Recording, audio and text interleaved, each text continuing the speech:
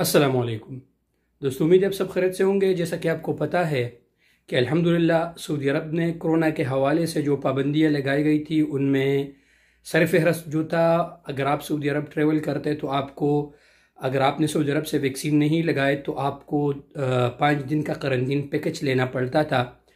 इसके अलावा अगर आपने एक वैक्सीन सऊदी अरब से लगाए तो आपको 3 दिन का करंटीन का पैकेज लेना पड़ता था।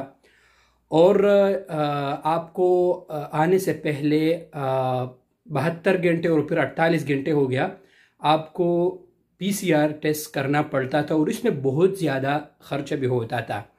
ये वीडियो मेरे इस बारे में है कि अगर किसी भी भाई ने अभी से, यानी जो 6 मार्च से पहले पहले किसी ने करंटीन का पैकेज लिया है और वो सऊदी अरब ट्रेवल करते हैं 12 मार्च को, 13 मार्च को, 15 को, 20 को या इस महीने के किसी भी डेट में, क्योंकि उनको तो पता नहीं था कि सऊदी अरब में ये सिस्टम ख़त्म होने वाला है, मतलब जो पाबंदियाँ थी वो ख़त्म होने वाला है।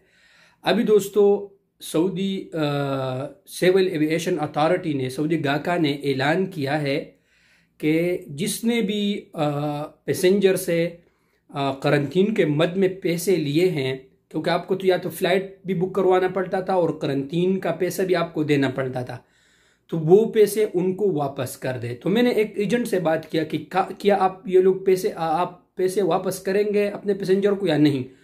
तो उसने क्या कहा कि हम तो वापस नहीं करेंगे, लेकिन ये बिल्कुल सरासर झूठ है। आप एक पैसे भी जो है ना किसी को मत छोड़े।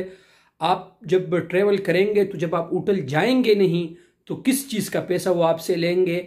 इसलिए ये जितने भी करंटीन सिस्टम वगैरह ये तरतीब करते हैं, इसमें सऊदी गाका भी इसमें वो होता है, वो बैठते हैं। तो इसलिए उन्होंने कहा कि अगर आपने लोगों से पैसे लिए हैं करंटीन के मद में तो आप उनको उनके वो पैसे वापस कर दें।